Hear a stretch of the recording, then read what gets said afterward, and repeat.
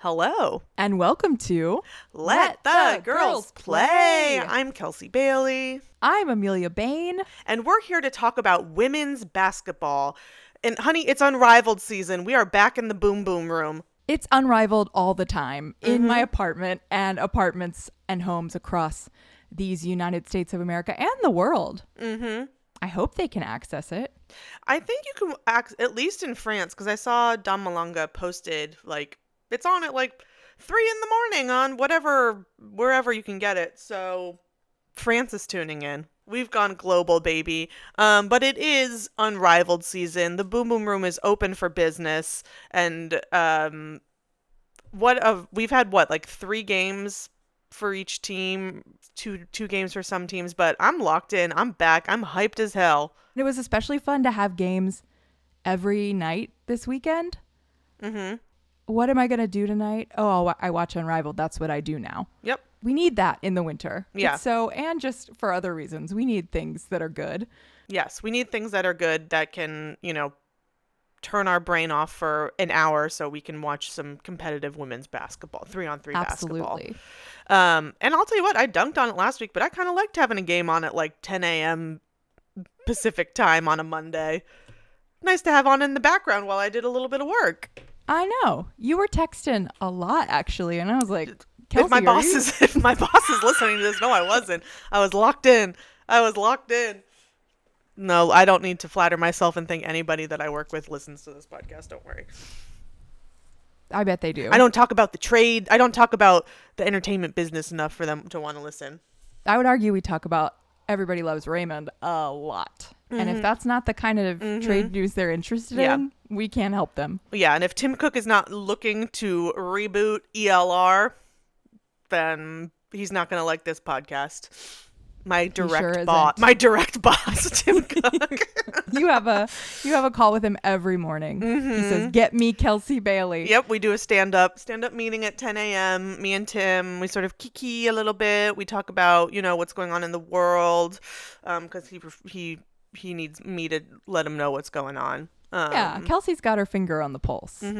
I see you as that. I see you as someone who's got a finger on the pulse of women's basketball. I think I have a finger on the pulse of women's basketball. Can't say much for, the rest of... Can't tell you what's going on with, the She doesn't even know what the things could possibly fossil fuels. even be. I don't know what's going on with fossil fuels or where we are with fracking or who I should be boycotting for building a fracking pipeline. I'm still stuck with RuPaul, boycotting RuPaul. But where did Ray Burrell go to college? Tennessee, honey. Okay, and that's the kind of information. It's not really useful in the rest of your life, I imagine, but right here, right now, that is the kind of stuff I want to know. I could tell you where freaking Suge Sutton has played in the W, and I can tell you where Rachel Bannum went to college, but don't ask me about fracking.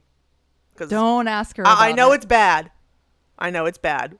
I know it's bad, but do I know what it is? Yeah. Oh, and just another, I know it's bad, but I don't know what it is. We forgot to say last time, one of our favorite listeners gave us a little correction about Project B, aka Project Bleep, and it is not directly Saudi funded. It is a entertainment group that does have money with other.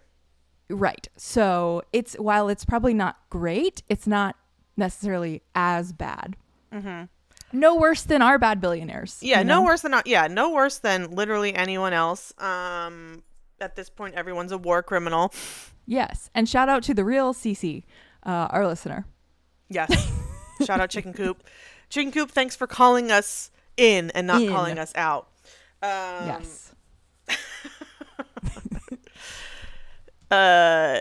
Let's talk about Unrivaled, huh? Oh, I cannot wait. And this is something that we do know what we can talk about because we watched every single game. We were tuned in. We were laughing. We were chuckling.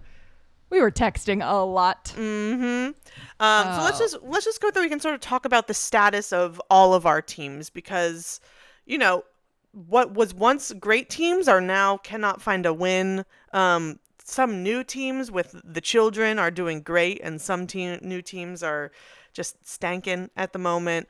But let's talk about the Mist. This is a great team. Sunny skies for the Mist. Their new lineup is productive. It's got a nice mix of young players and, veteran players. 2-0. You have it in the outline. Thank God for Alicia Gray.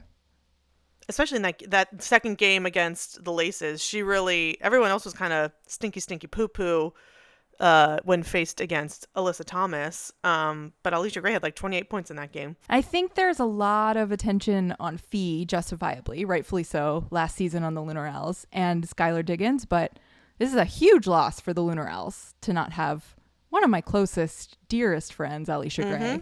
Mm-hmm. The queen of rec specs, incredible scorer. Incredible. They're going to miss her. Yeah. And the Mist are very, very lucky to have her because they didn't have that last season. They didn't have a lot of scorers last season. No.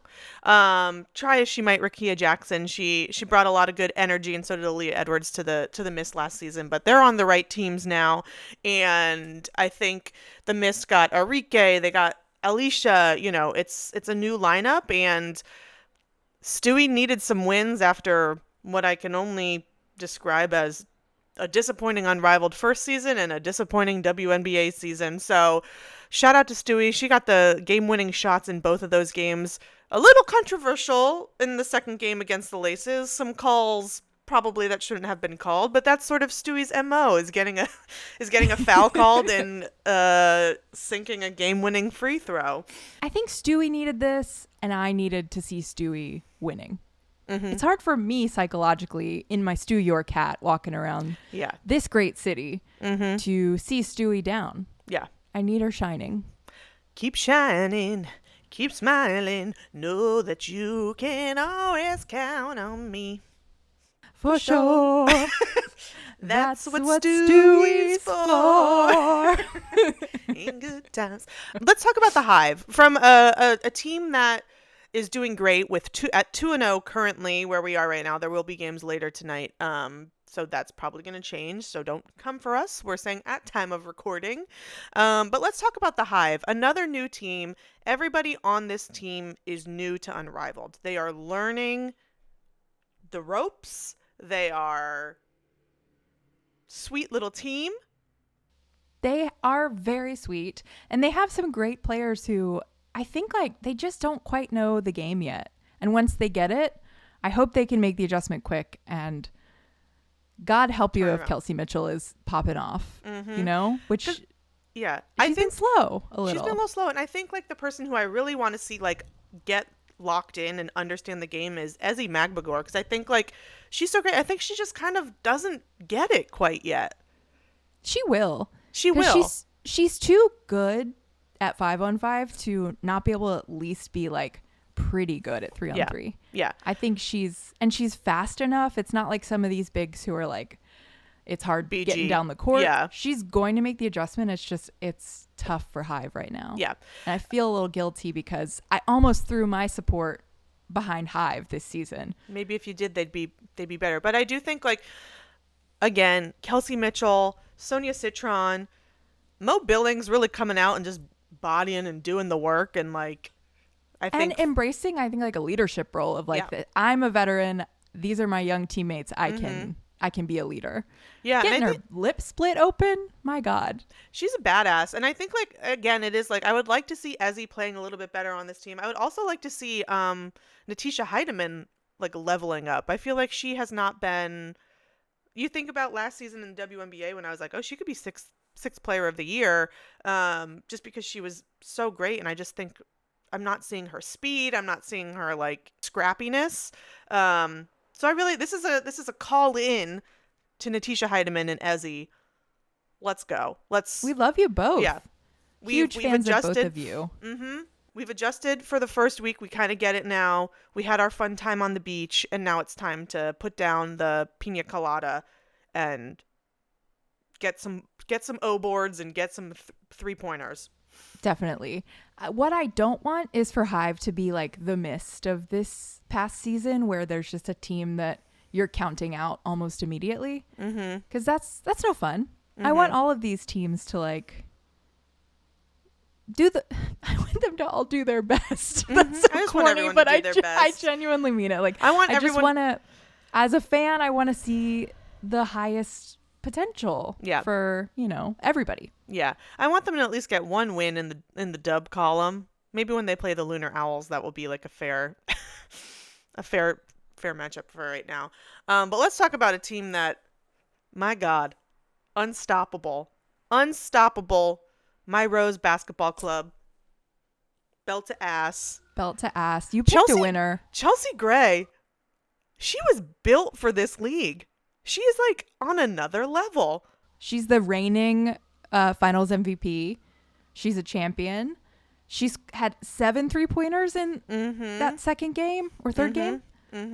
She's so good. Her game against Vinyl, this is the second game, her game against Vinyl, Rose was down for most of the game and truly was not up until they won the game. Their game-winning shot is when they finally had a score advantage over Vinyl. And it came at 2 insane 3-pointers from Chelsea Gray. She's just...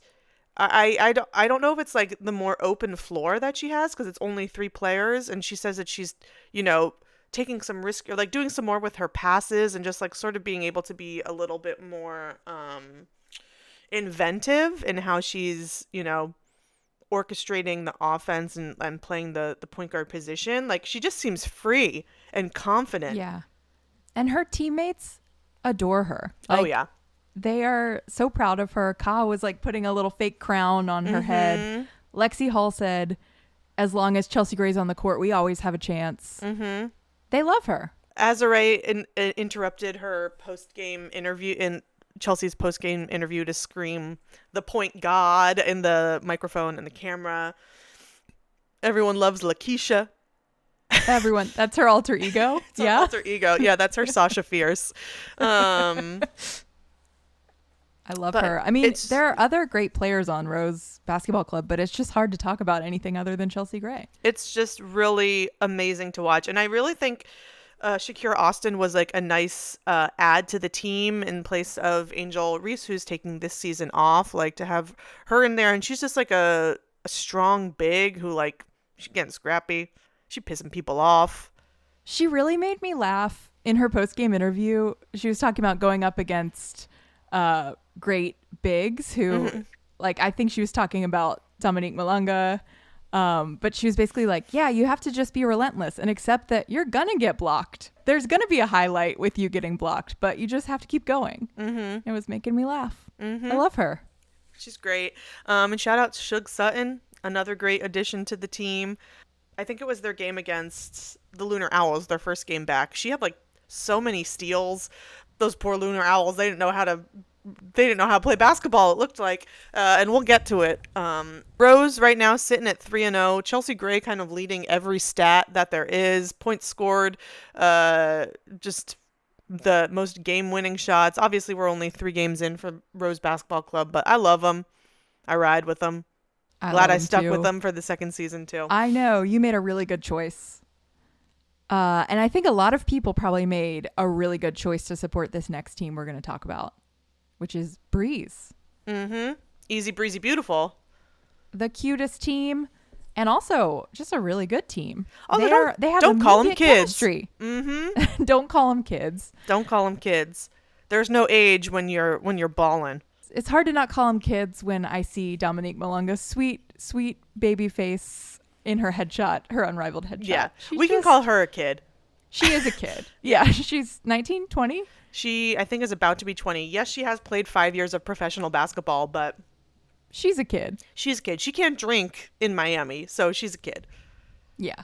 But the rest of them, these are grown women. Yes. The Breeze, all new players except for Rakia Jackson. And I guess technically Cameron Brink, even though Cameron Brink didn't play last season, she was still like on a roster and like part of it. But just having some fun out there. Also, I think I already said this once, but they were really cooking when they put Kate Martin and Paige Beckers on a team together. The lesbians in that arena go insane.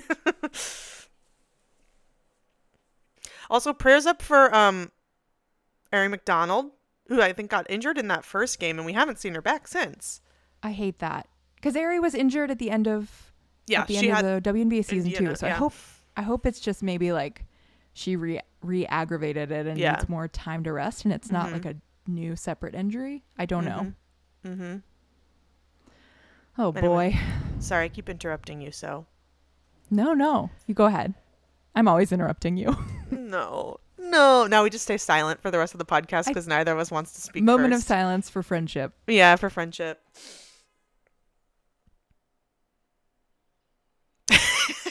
Okay, one thing I do love, Rakia was on the Mist last season, which, as we mentioned, really struggled, but she's having fun out there. And I think it's probably really fun to play with Dominique Malonga because Rakia, there were a couple moments where like she could have shot it, but she made the extra pass to an even bigger big. And it was just beautiful. It must be really freeing for Rakia to know that she's not going to get dunked on by Dom Malonga because they're on the same team. I hadn't thought about that. Her biggest fear last season was, her dear greatest Lord, fear. Her greatest fear. Please don't let me get dunked on by Dom Malonga. I wonder if she negotiated, I will come back to Unrivaled, but I must be on the same team as Dominique Malonga. Mm-hmm. That was in her clause. But shout out to the Breeze. They're 2-1 right now. And just playing a hell of a game. And I'll tell you another team that I feel like is leveled up from last season. Your Phantom. Ghost Gang. Phantom. Boo Crew. Ghost Gang! Dana Evans has not played yet, but has given a new sort of jingle to the team. Ghost Gang! On the national broadcast. She's got pipes. Who knew? Last season, Phantom, I think they were supposed to have Kelsey Plum originally on the team, but took the year off for personal reasons. Sabrina was there, but like kind of as a part-time employee, 1099 employee. So this is a very different Phantom team, and I am having a great time watching them. I feel like I made the right decision. They got Aaliyah Boston. Yeah, they got Aaliyah Boston instead of BG. They got just a fun. I think they have Tip Hayes, right? Is Tip Hayes on that team now? Yes. Yeah. Yeah. Fun. What a fun little team. This is a fun team. Oh, we didn't talk about it in the Rose section, but Chelsea Gray was sort of flirting with breaking the scoring record. And speaking of the Phantom, Kelsey Plum was also like, we were sort of on a watch to see if she would break the single game scoring record.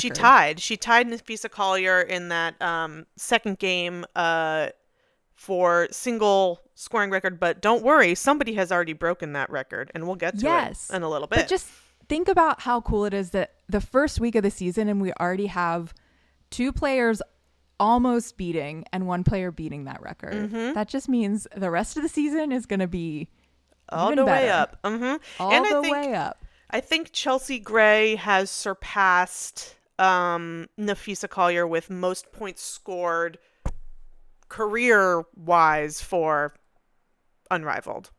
The most scoringest player in Unrivaled history. The Diana Taurasi one season in 3. Yes.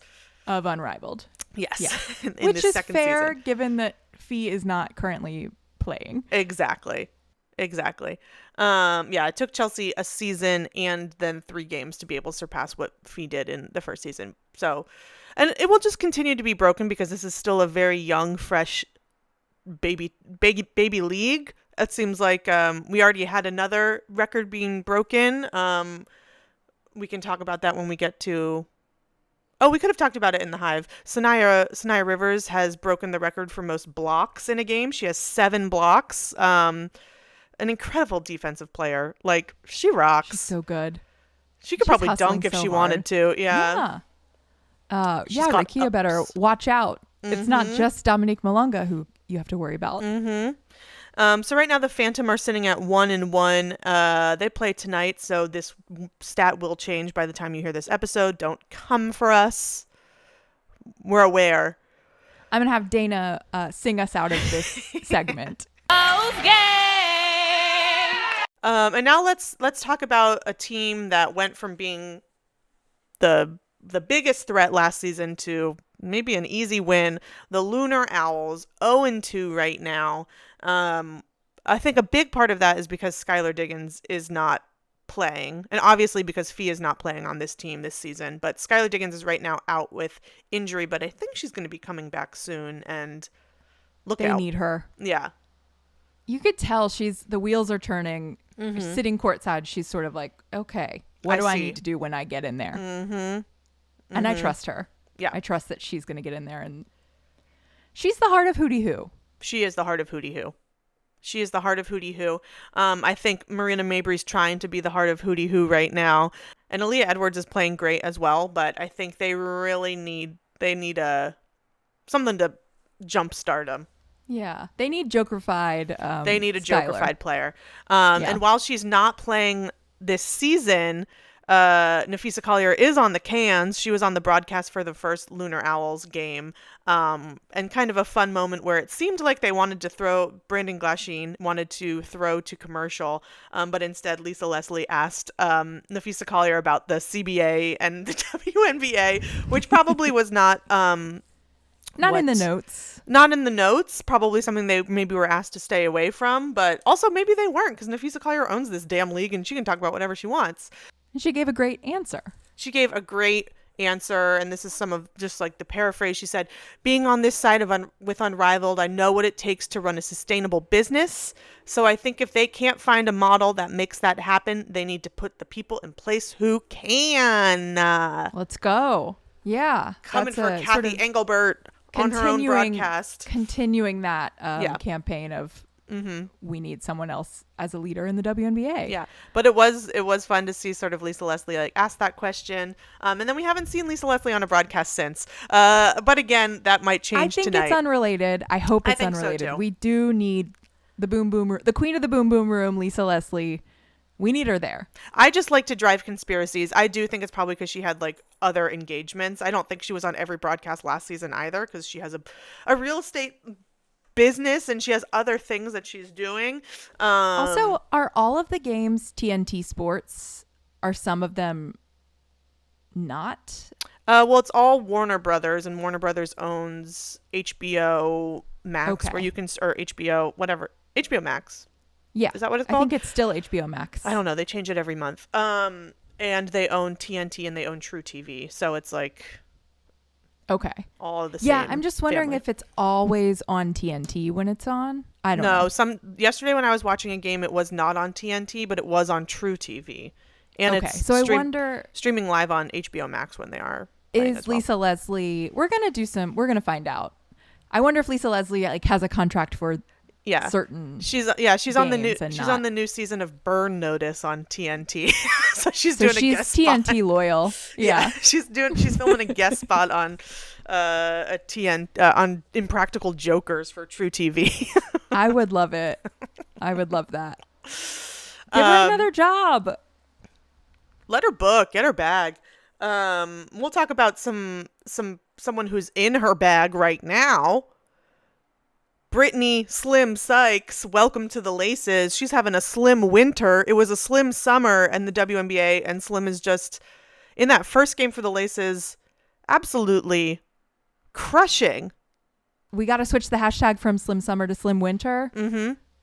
It's happening. It's going to be a slim winter in Miami. She acknowledged, like, yeah, I am a little sad to not be on Rose because I loved playing with those players, but I'm giving my all to whatever team I'm on. Mm-hmm. So that's paraphrasing her, but Yeah. she's just so good. I love her. She's just so good. Having Slim and Alyssa Thomas on the same team, people are going to be getting angry. People are going to be getting mad, and it's going to be getting scrappy, I think, because they're both such great defensive players, and they really just get in there and they do like the hard work. And these are God some bless. of Kelsey Bailey's very, very favorite players. I think Slim is your number Slim- one. Slim, if not my number one, my number two. Yeah. And Alyssa Thomas, of course, you're a fan because you went to the same high school. We went to the same high school, very different years. There's a big age, we're an age gap Age gap couple. age gap couple. Also, I want to give a shout out to Dewana Bonner, who is being an absolute baddie on the court side model. It just like I love seeing Dana sing and show us her other talents.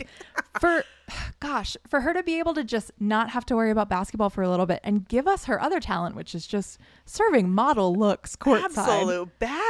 Absolute baddie. She loves being a wag for Unrivaled right now. She's sitting there posing, multiple photos. It's really fun to see. It's making me want to kind of step up my looks and my preparation when I go watch my wife play rec basketball. Yeah. It's making me want to show up in like a leather trench coat and short skirt.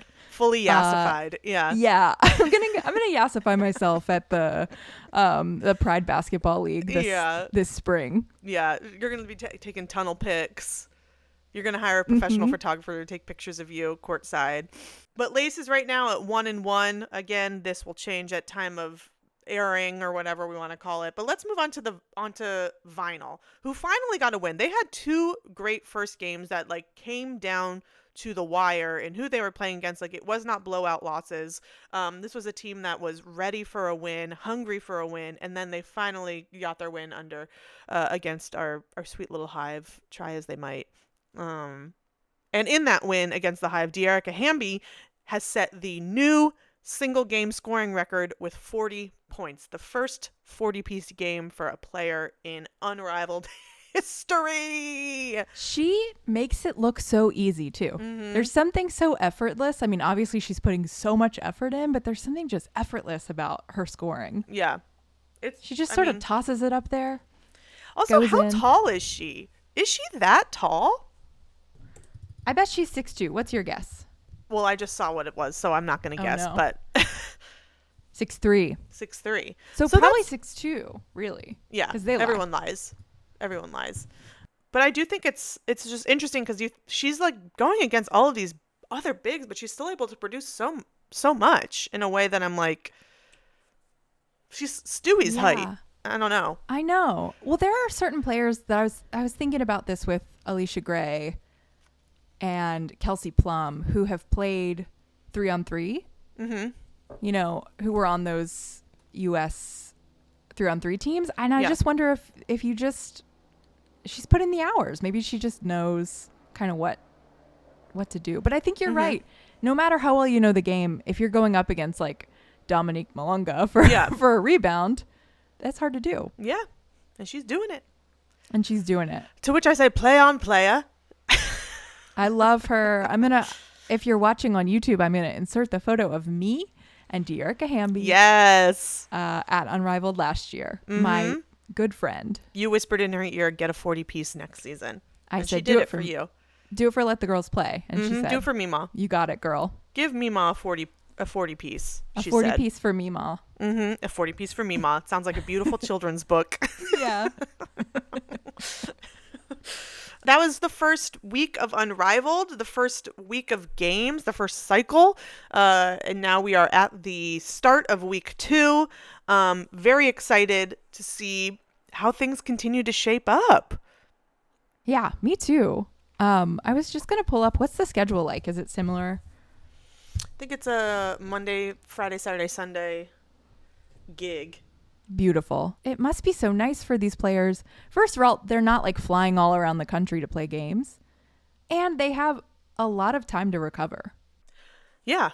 I think like, I guess in what, like 2 weeks, 3 weeks, they'll be in Philadelphia. So that's truly the only time that they are traveling. But, and Mima will be on the ground for that too. What shirt so are you I'll gonna be there wear? with snacks in case the trip was hard.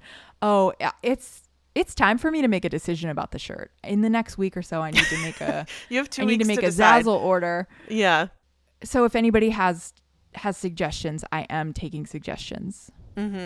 Nothing's really popped out. Should it just be a picture of yet. Dana Evans singing?